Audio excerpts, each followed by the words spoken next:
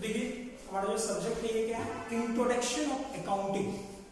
Accounting subject है और pure का यानी हमारी जो कॉमर्स है, कॉमर्स का एक प्योर सब्जेक्ट है, यानी कॉमर्स वाले बच्चे के पास ये कंपल्सरी है।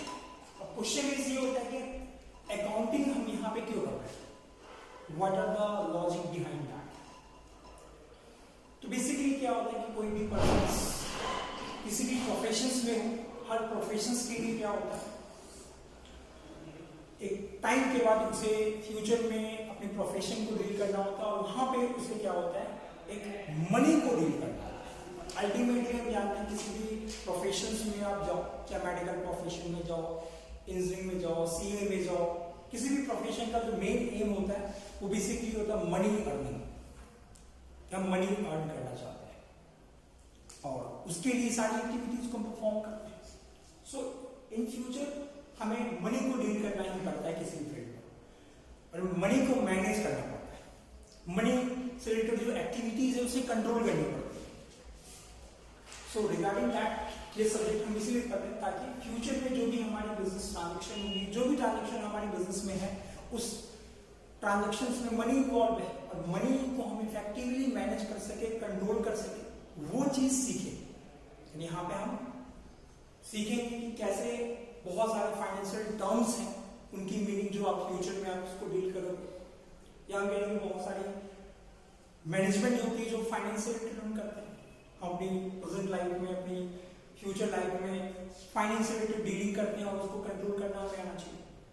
बहुत सारे टूल टेक्निक है जो आप यहाँ पे सीखोगे, कैसे हम कंट्रोल कर सकते हैं अपने फाइनेंस को, कैसे अपनी मनी अर्निंग को ग्रो कर सकते हैं। तो वो सारी चीजें बेसिकली हम यहाँ पे सीखेंगे। तो बेसिकली जो हमारा यूनिट 1 है ये बेसिकली इंट्रोडक्शन ऑफ अकाउंटिंग है और यहाँ पे बेसिकली हम लोग कुछ बेसिक टर्म्स हैं पहले उनको डिस्कस करेंगे। यानी हमारा सबसे पहला जो टॉपिक है वो बेसिक अकाउंटिंग टर्म्स है, जो बेसिकली आप कह सकते हो यहाँ की अकाउंटिंग की एबीसीडी है, जो आगे हर जगह आपको दिखेगा। यानी नहीं पता टर्म्स को आगे टॉपिक समझ में नहीं आए तो बारी बारी से जितनी बेसिक अकाउंटिंग टर्म है उसको सीखेंगे। हेडिंग बनाने को चला बेसिक अकाउंटिंग टर्म।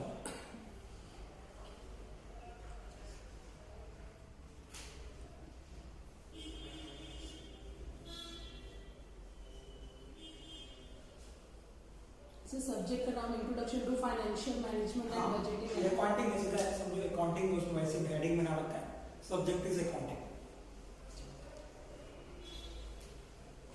सो इसमें जो बेसिक टर्म है वो आती है हमारी बिजनेस ट्रांजैक्शन।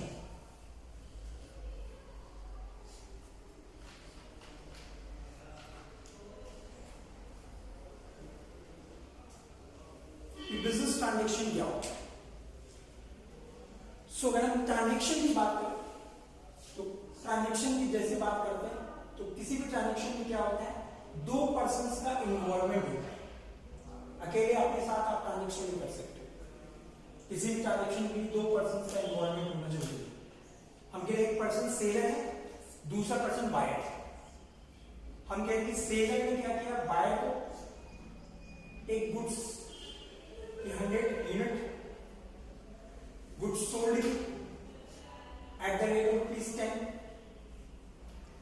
और बदले में क्या किया, बायर ने उसका पेमेंट किया ₹1000।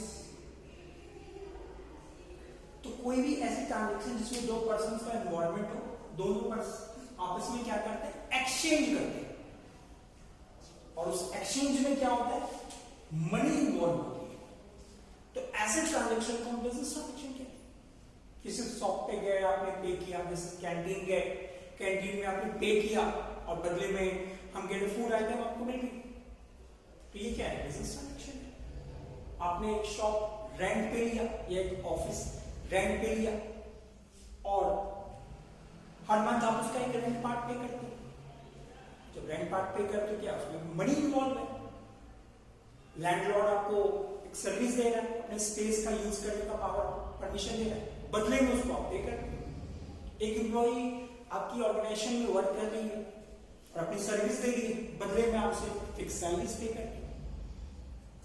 या हम कह रहे कंट्रीज के अंदर हम डील करते हैं, गवर्नमेंट की सर्विस लेते हैं और गवर्नमेंट कह रही है कि आप हमारी सर्विस के एक अमाउंट ऑफ टैक्स आप हमें पे करो। बैंक से लोन लेते हो और उस केस में जो है बेसिकली ईएमआई डिसाइड होती है और वो ईएमआई आप पे करते हो विद इंटरेस्ट। तो ये सारी ट्रांजैक्शन जिसमें क्या है मनी इन्वॉल्व है उसको हम कहते हैं business transaction. This is business transaction. यानी business transaction are those transaction which involve money, and any transaction which involvement of money is known as business transaction. So you can write now business transaction. It refers to those transactions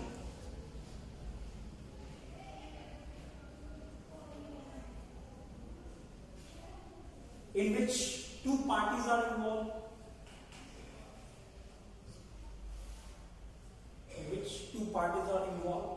and exchanging with each other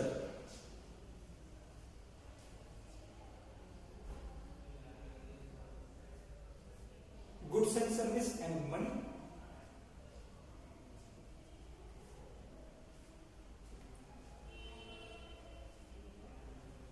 is known as business transaction. Example आप लिख सकते हो, payment made by purchaser to seller, payment made by purchaser to the seller at the time of purchasing,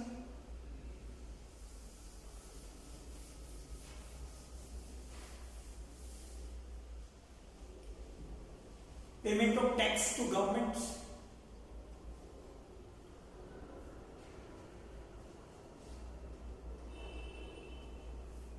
so this is a business transaction.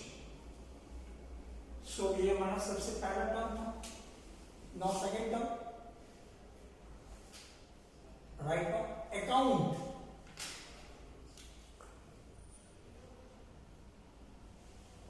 कि basically account क्या होता है? So when we talk regarding account, तो basically account जो होता है एक format होती है जिसमें क्या होता है हम बिजनेस की ट्रांजेक्शन को शो करते हैं एक ऑर्डर में।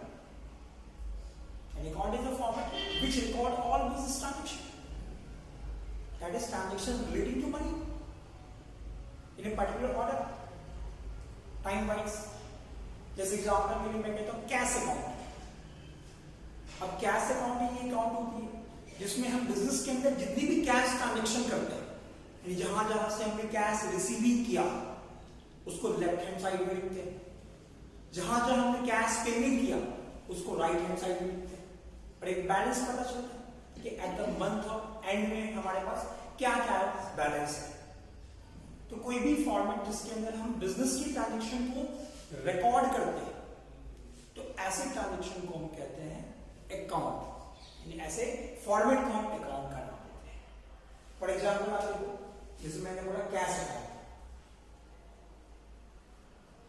अब इसका फॉर्मेट देखो, डेट का कॉलम होता है, फिर हमारी लेफ्ट हैंड साइड है जिसको हम डेबिट साइड कहते हैं, अमाउंट का कॉलम होता है, फिर डेट की कॉलम होती है, फिर जितनी भी पेमेंट्स होती है हमारी उसको राइट हैंड साइड में लिखते हैं, और पेमेंट का कितना अमाउंट है वो हम लिखते हैं। हम कह रहे हैं आपने बिजनेस स्टार्ट किया 1 जनवरी 2023 को, और हमने बिजनेस में जो है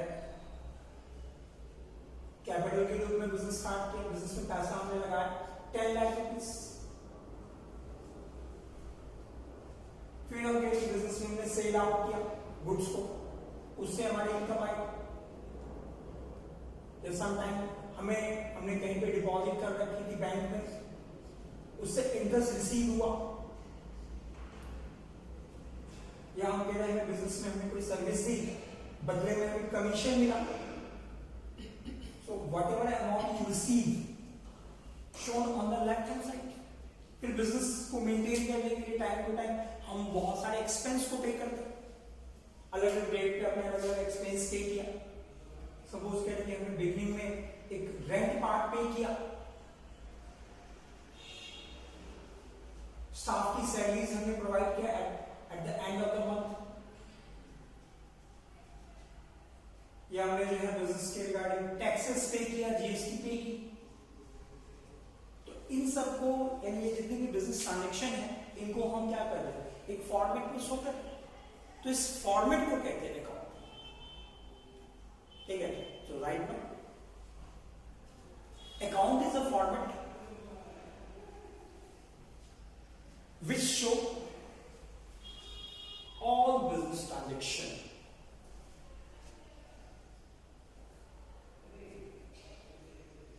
in chronological order, in time wise, in a chronological order, and जिस डेट पे हमने जो डीलिंग किया उस डेट को हमने सीक्वेंस में लिखा।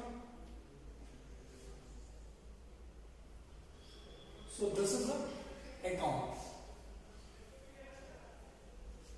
So this is the second term.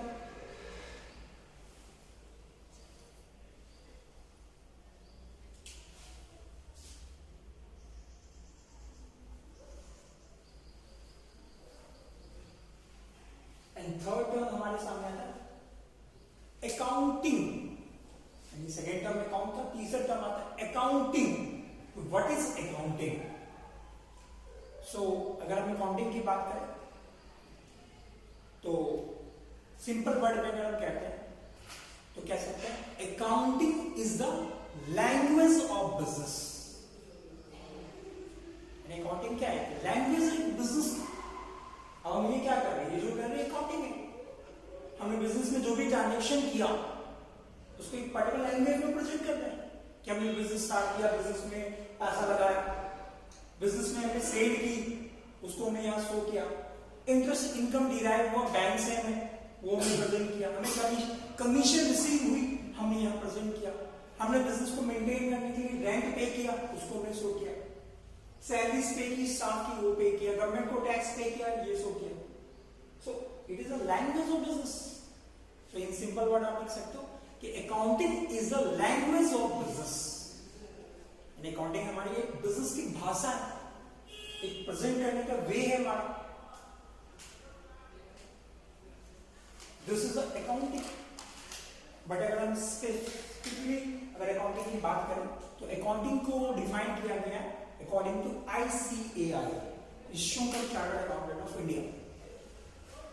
और उसके अकॉर्डिंग अगर अकाउंटिंग की बात करें तो हम कह सकते हैं कि अकाउंटिंग है, accounting is the art. Accounting हमारा क्या है, एक आर्ट है। आर्ट बहुत सारी चीजों का होता है, स्पीकिंग आर्ट होती है, डांसिंग आर्ट होती है, सिंगिंग आर्ट होती है। तो अकाउंटिंग किस चीज की आर्ट है? Accounting is the art of recording. जितनी भी ट्रांजेक्शन है उसको रिकॉर्ड करने का आर्ट। क्लासिफाइंग, आगे क्या होता है कि हम बिजनेस में सुबह से शाम तक 100 कस्टमर से डील करते हैं। अब उस केस में क्या होता है कि एट द एंड हमें हर कस्टमर्स का एक कैलकुलेशन डिसाइड करना होता है कि इस कस्टमर से हमें कितने लेने हैं। तो हम क्या करते हैं, हर कस्टमर का एक सेपरेट अकाउंट बनाते हैं और उसके साथ जो भी हमने पूरी मंथ ट्रांजेक्शन किया उसको वहां पे लिखते हैं ताकि हमें पता चल सके उस कस्टमर से हमें मंथ एंड में क्या लेना है, जिसको कहते हैं क्लासिफाइंग, यानी grouping of single item in single place. तो अकाउंटिंग हमारा आर्ट है किस चीज का, रिकॉर्डिंग करने का। दूसरा क्लासिफाई करने का। तीसरा समराइज करने का। किस चीज को, of all business transaction which are in the form of money, so that at the end of the year we can calculate the profit, loss or financial position of a business. कोई भी person जो business करता है, profession deal करता है, तो उस case में वो जानना चाहता है कि हमारे इस बिजनेस प्रोफेशन से हमें क्या अर्निंग हुई, दैट इज ऑपरेटिंग पोजीशन, और एट द एंड हमारी क्या फाइनेंशियल पोजीशन है।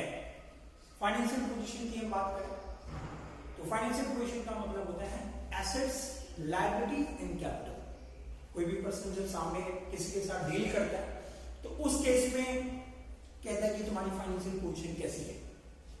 इट मींस कि we want to know regarding his assets, regarding his liabilities, regarding his capital. Specially हम कहेंगे फाइनेंशियल ट्रांजैक्शन जब कोई लड़के वाले के यहाँ जाते हैं तो कहते हैं कि इस लड़के की क्या फाइनेंशियल पोजीशन है, पूछते हैं कि हमारी बेटी को खुश रख पाएंगे नहीं रख पाएंगे।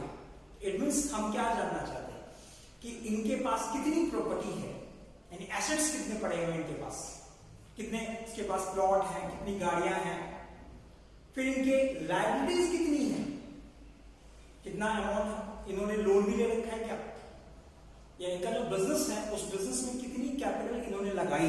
कैपिटल का मतलब होता है जो भी अमाउंट बिजनेस को स्टार्ट करते हो हम लगाते हैं उसको कैपिटल कहते हैं। तो जब ये तीन चीजों के बारे में हम डिस्कसिंग करते हैं, assets, liabilities and capital, it means we want to know the financial position of that person. So with the help of accounting हम यही दो पोजीशन बेसिकली फाइंड करना चाहते हैं जिसके लिए अकाउंटिंग की जाए। सपोज आपने एक क्लिनिक खोला और स्टार्ट किया, सर्विसिंग देनी स्टार्ट की, तो आप अपनी उस प्रोफेशंस के रिगार्डिंग आप जानना चाहोगे कि हम जो ये सर्विस प्रोवाइड कर रहे हैं, सर्विस के रिगार्डिंग हमें क्या प्रॉफिट हो रही है at the end of the year, या हमारी फाइनेंशियल पोजीशन क्या है। So for getting such information you will maintain the accounting.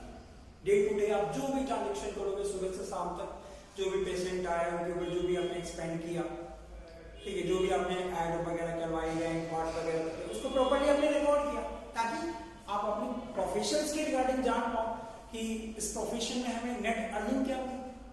Ultimately M तो यही है कि हम कोई प्रोफेशन कर रहे हैं तो हम जानना चाहते हैं कि हमारी अर्निंग क्या हुई, हमारी फाइनेंशियल पोजीशन क्या है। So for this purpose basically accounting is maintained. So right now definition of accounting. Accounting is the art of recording,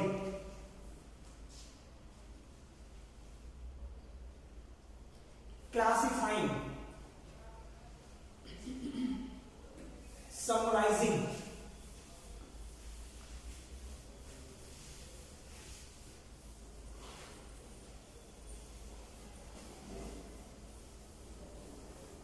interpretations and analysis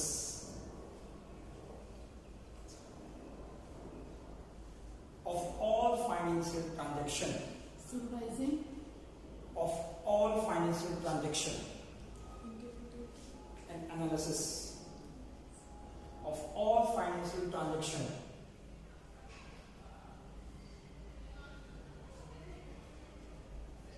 so that at the end of the year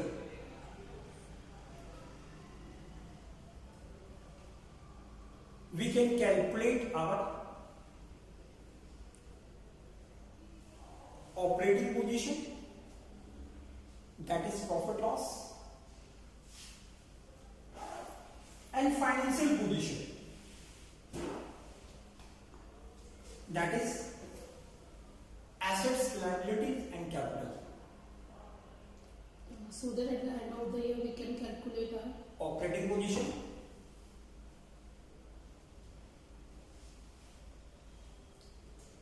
that is profit loss, and financial position,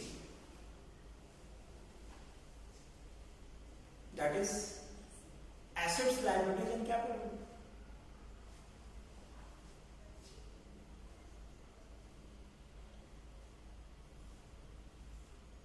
So this is the accounting. Accounting हम इसलिए ही पढ़ रहे हैं because कि हम जान सके कि जो भी हम बिजनेस ट्रांजेक्शन करते हैं उस ट्रांजेक्शन से रिलेटेड हम अपनी बिजनेस की प्रॉफिट एस्टिमेट कर पाए, क्या हमें प्रॉफिट हुआ, क्या लॉस हुआ, या हमारी अपनी फाइनेंशियल पोजीशन कैसी वो जान पाए। अकाउंटिंग आपको यही चीज सिखाई कैसे आप अपनी बिजनेस की प्रॉफिट लॉस की एस्टिमेशन कर सकते हो, कैसे अपनी फाइनेंशियल पोजीशन की एस्टिमेशन कर सकते हो, वो चीज अकाउंटिंग सिखाई। सो दिस इज द अकाउंटिंग। तीसरे उसके बाद फोर्थ टर्म की accountancy.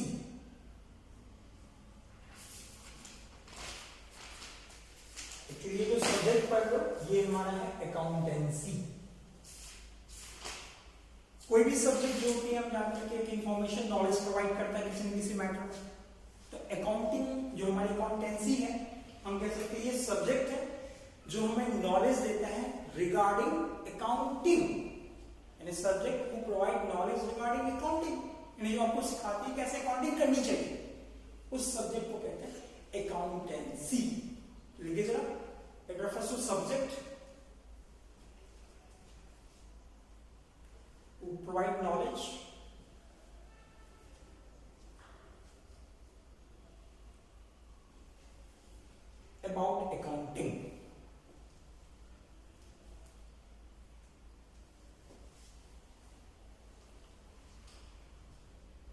So this is the accountancy.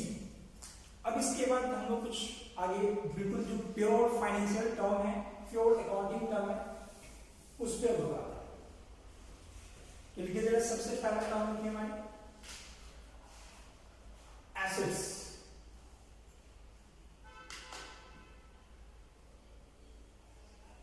कि एसेट्स क्या होते हैं?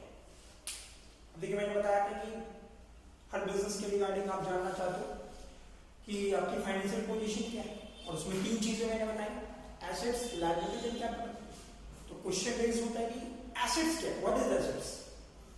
तो एसेट्स को सिंपल वर्ड में अगर हम बताएं तो एसेट्स का मतलब दुनिया की कोई भी चीजें, थिंग्स, कुछ भी जिसके रिगार्डिंग आप कहते हो कि I am the owner of such things, this is your assets. जैसे एग्जांपल के लिए कह रहे कि फोन, आपकी फोन जो है आपकी एसेट्स है, बिकॉज उसके ओनर आप हो, तो ये assets.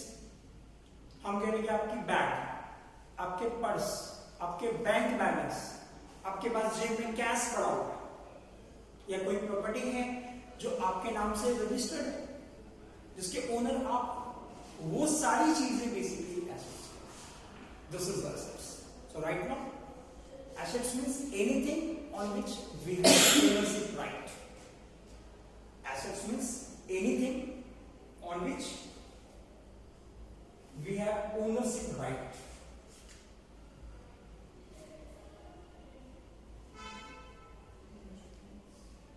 Assets means anything on which we have ownership right.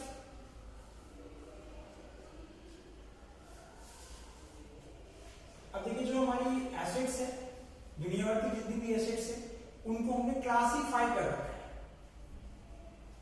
दो कैटेगरी में, टेंजिबल एसेट्स और इनटेंजिबल एसेट्स। दुनिया भर की जितनी भी एसेट्स है वो दो कैटेगरी में डिवाइड है, एक टेंजिबल एसेट्स, दूसरा इनटेंजिबल एसेट्स। अब कोई भी एसेट्स जिसका एक बॉडी फॉर्म होता है,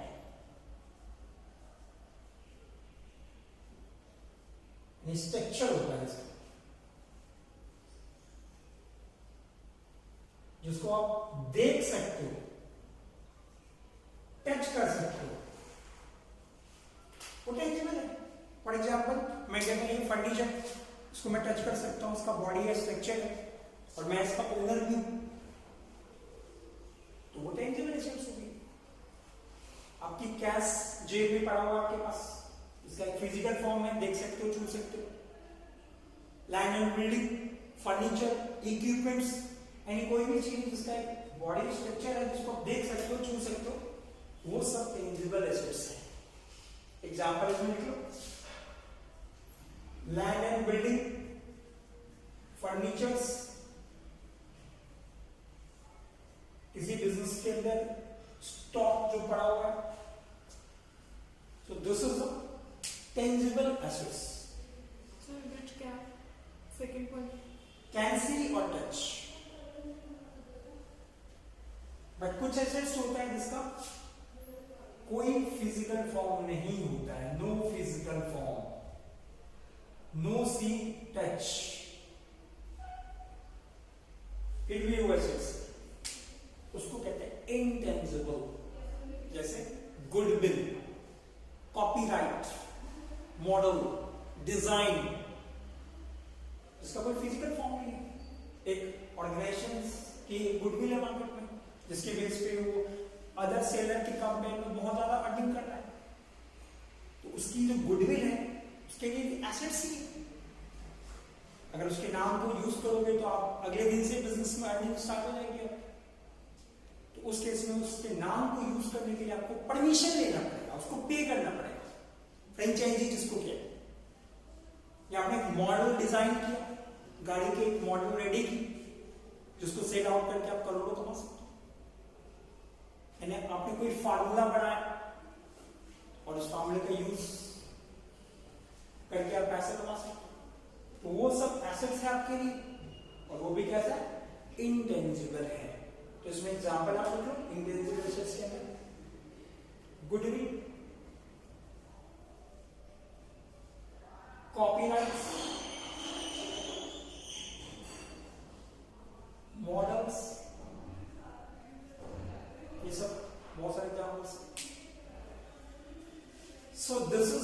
इंटेंजिबल एसेट्स। अब देखिए जो हमारा टेंजिबल एसेट्स है उसको फर्दर हमने दो कैटेगरी में डिवाइड किया। तो देखिए टेंजिबल एसेट्स का दो पार्ट, एक देखिए हमारा करंट एसेट्स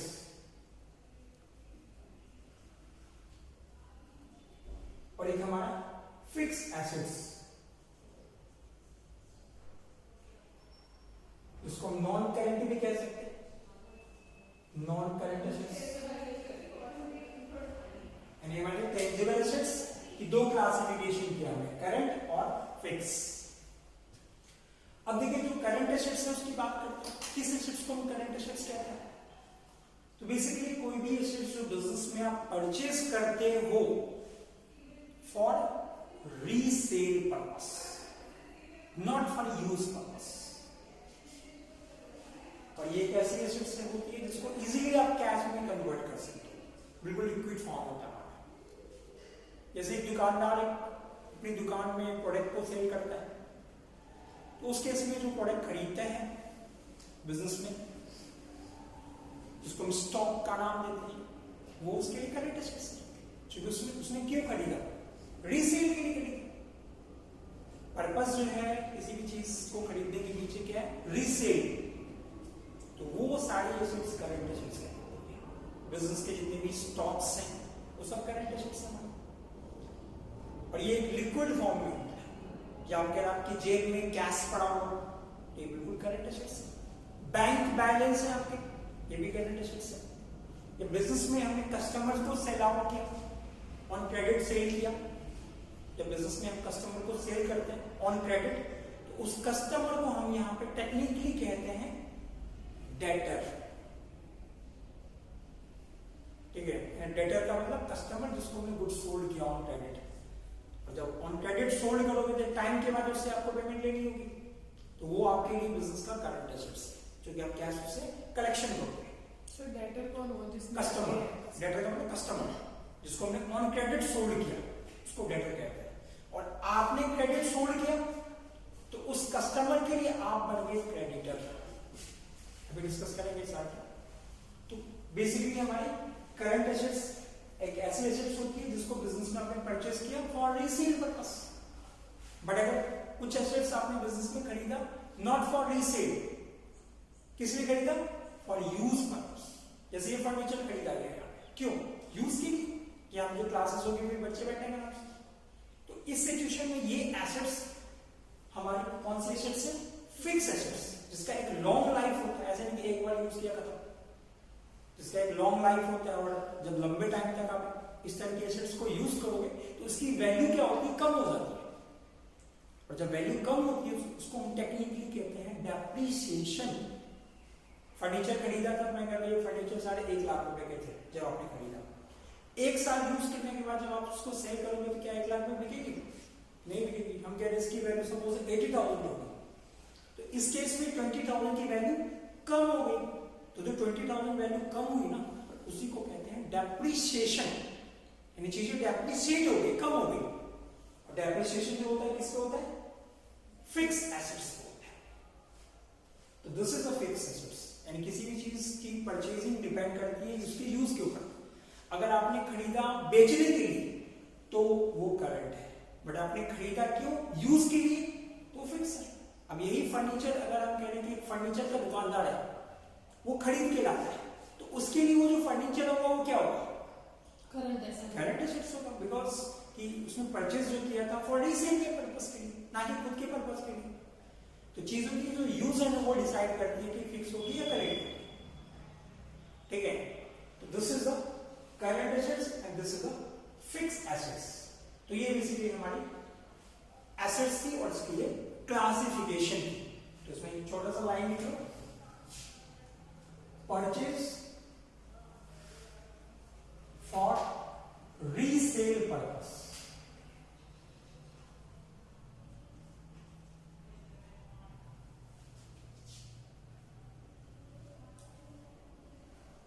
और इसमें लिख लो purchase for use purpose.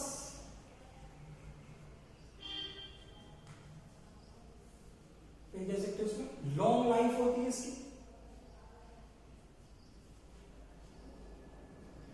And depreciation charge होता है इसके ऊपर।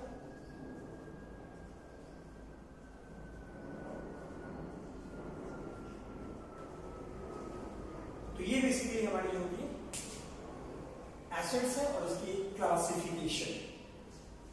This is the assets and classification of assets. ठीक है, अब इसके अगला टर्म लिखिए लायबिलिटीज।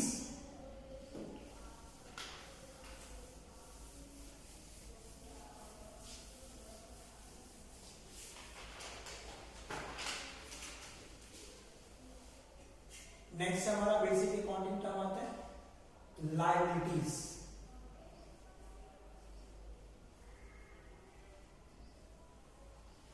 अब देखिए लायबिलिटीज की हम बात करें तो लायबिलिटीज नाम से पता चला कि किसी भी थिंग्स रिगार्डिंग जिसमें हमें पे करना है इन फ्यूचर, यानी कोई भी सिचुएशन या कोई भी ट्रांजेक्शन जिसमें आपको पे करना है in future, so that become your liabilities. Suppose आपने बैंक से लोन लिया 1 लाख रुपए का और बैंक ने ईएमआई डिसाइड कर दी कि आपको पर मंथ जो है 1000 रुपीज पे करना है और इतने टाइम तक पे करना है, तो यहाँ पे ये ट्रांजेक्शन है, ये आपके लिए क्या है लायबिलिटीज का पार्ट है। तो इसमें देखो any transaction on which we will payable in future, transaction in which we will payable in future is known as liabilities. Example is bank loan, credit card,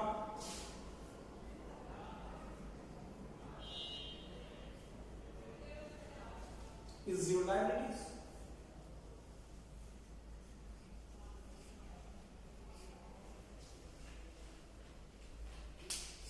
अब दुनिया भर की जितनी भी लाइबिलिटीज है उसको हमने 2 कैटेगरी में डिवाइड कर दिया, एक तो शॉर्ट टर्म और दूसरा लॉन्ग टर्म। कोई भी लायबिलिटी जिसका पेमेंट विद इन 1 ईयर अगर आप करते हो तो वो बन जाता है शॉर्ट टर्म, बट अगर 1 साल के बाद करते हो then it will be long term. यानी पेमेंट डिसाइड करती है कि कोई भी लायबिलिटी शॉर्ट टर्म होगी या लॉन्ग टर्म होगी। Payable with in 1 year,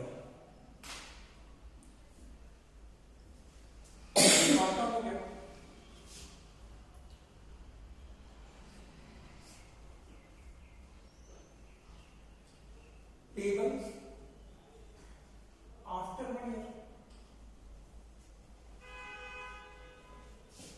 short time में बहुत सारी लायबिलिटीज आती है हमारे। Creditor, bill payable,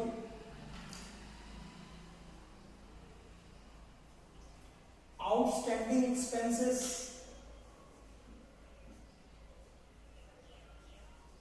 credit card, advance income,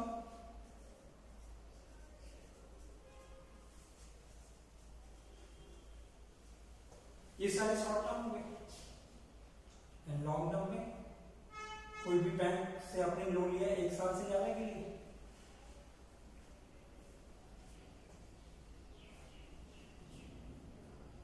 ये कंपनी के द्वारा डिबेंचर इशू किया गया पब्लिक को, वो 1 साल से ज्यादा के लिए होता है।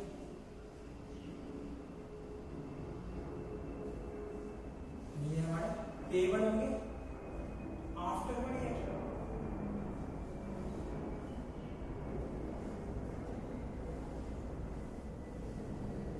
ओबीसी हमारा लॉन्ग टर्म हो जाएगा।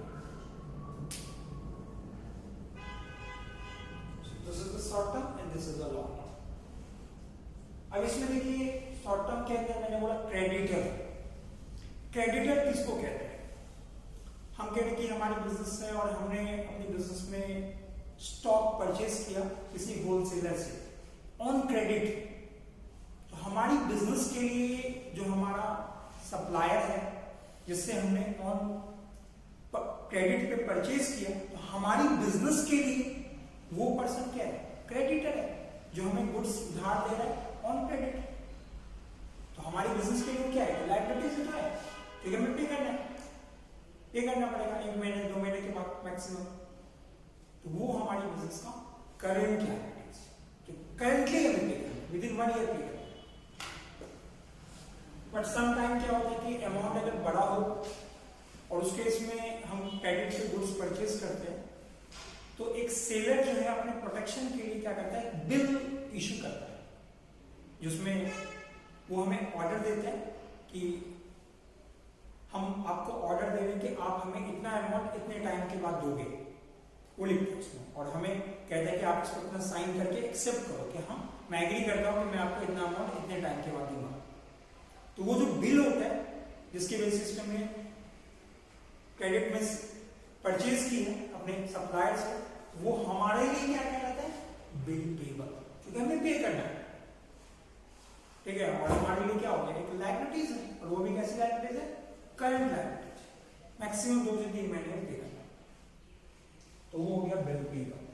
फिर उसी तरह से बिजनेस के रिगार्डिंग बहुत सारे एक्सपेंस होते हैं जो ड्यू है, जो हमें देना था लेकिन हमें दिया नहीं, जैसे रेंट हमें देना था, हमने रेंट अब तक दिया नहीं, स्टाफ है उनकी सैलरीज देनी थी, वो हमने अब तक दिया नहीं।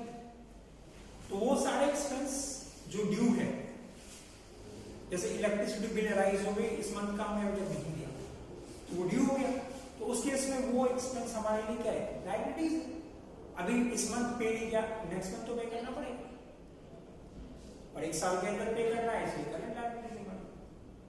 या क्रेडिट कार्ड, जैसे आपके पास कोई क्रेडिट कार्ड है, आप क्या करते हो, उस क्रेडिट कार्ड के थ्रू परचेजिंग करते हो, तो उसमें क्या होता है, इमीडिएटली आपको पे नहीं करना पड़ता, आपका जो बैंकर है वो पे कर देती है उस कार्ड के थ्रू, बट नेक्स्ट मंथ तो पे करना पड़ेगा आपको। नेक्स्ट मंथ जब बिल जनरेट होगी तो उस केस में क्या होगा, आपको पे करना पड़ेगा नेक्स्ट मंथ, और ये मैक्सिमम 1 महीने 1.5 महीने से ज्यादा टाइम नहीं मिलता क्रेडिट कार्ड में, विद इन 1 ईयर पे करना है, तो इसीलिए हमारी इस कैटेगरी में, यानी कहीं भी आपको पे करना है, अगर वो विद इन 1 ईयर है तो वो आपके लिए शॉर्ट टाइम, बट अगर आपने कहीं होम लोन लिया तो वहां आपने 10 साल के लिए लिया, 15 साल के लिए लिया, तो वो 1 साल के बाद वाला लायबिलिटीज होगी, इसीलिए वो हमारा क्या हो गया, लॉन्ग टर्म। तो this is a category of liabilities. Next देखिए, इसके बाद अगला टर्म कैपिटल।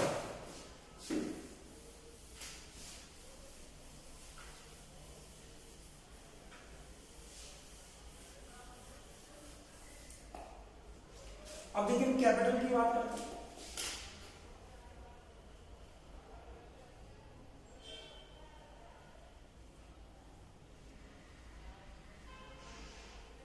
अब देखिए कैपिटल की अगर हम बात करें तो कैपिटल क्या होता है, कह रहे कि बिजनेस का ओनर है और ये बिजनेस को स्टार्ट कर रहा है। अब इस बिजनेस को स्टार्ट करने के लिए इनिशियली इसने क्या किया, अपनी जेब से 20 लाख रुपीस कैश लगाया बिजनेस में। 10 लाख रुपीस की फर्नीचर उसके घर में हुई पड़ी थी, वो बिजनेस में लेके आया। एक मशीन इक्विपमेंट था 1 लाख रुपए का, वो भी बिजनेस में लेके आया। So what ever amount you invest in business at the time of starting the business is known as capital। यानी फाइनली इसने बिजनेस को स्टार्ट करते हुए टोटल कितना अमाउंट लगाया, 20 प्लस 10 प्लस 1 31 लाख इसने इन्वेस्ट किया बिजनेस में। तो बिजनेस को स्टार्ट करते वक्त जो भी अमाउंट आप इन्वेस्ट कर रहे हो, जो भी एसेट्स ला रहे हो बिजनेस में, या किसी भी फॉर्म में, करंट नॉन करंट फॉर्म में, वो सब क्या कहलाएगी, कैपिटल कहलाएगी। This is the capital part. चलिए जरा कैपिटल का मतलब assets which is invested by owner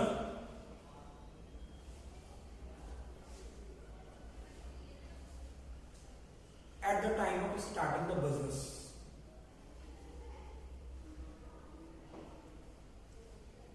is known as capital।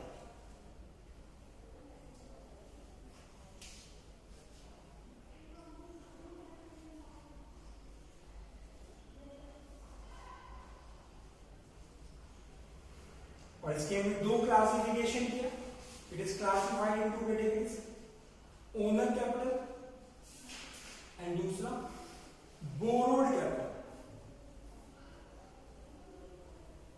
दो तरह की कैपिटल होती है।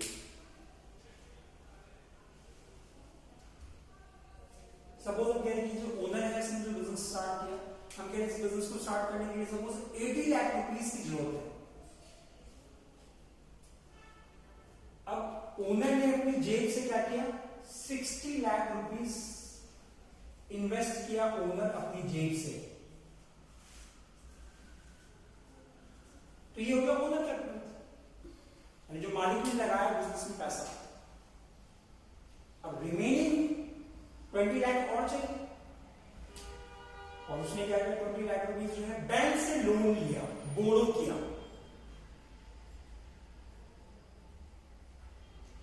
So this will be borrowed capital, या टेक्निकली आप जो बोरोड कैपिटल है उसी को आप लायबिलिटीज भी कहते हैं। बोरोड कैपिटल का ही दूसरा नाम क्या हो गया, लायबिलिटीज।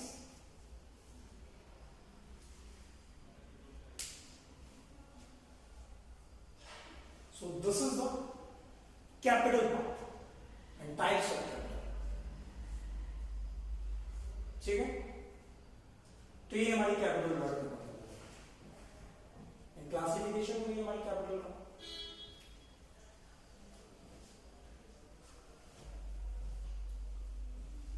अब देखिए इसका नेक्स्ट काम लिखिए, अगर लिखिए drawing.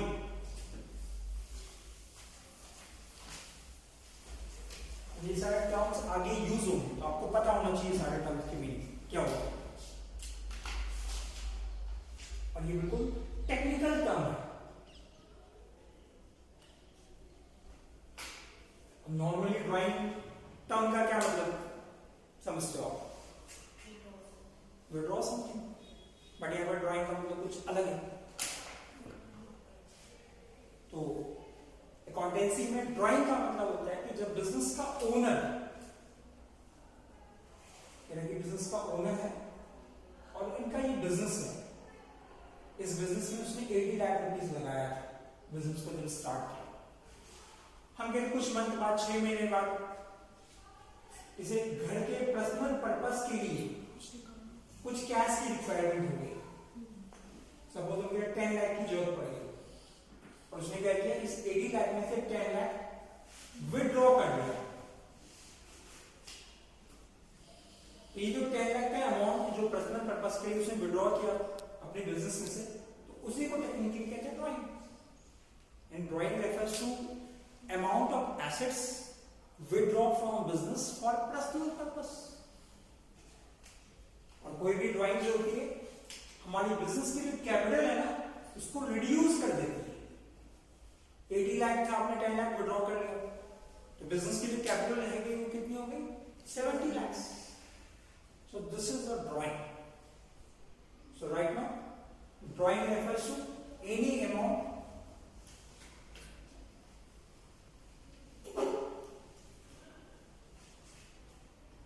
in the form of goods or cash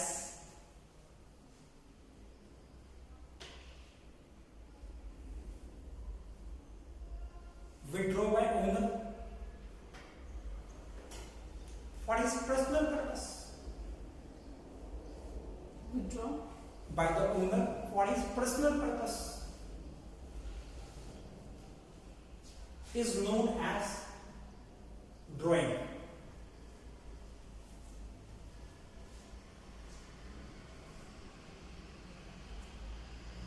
And right now it reduced the capital of the business।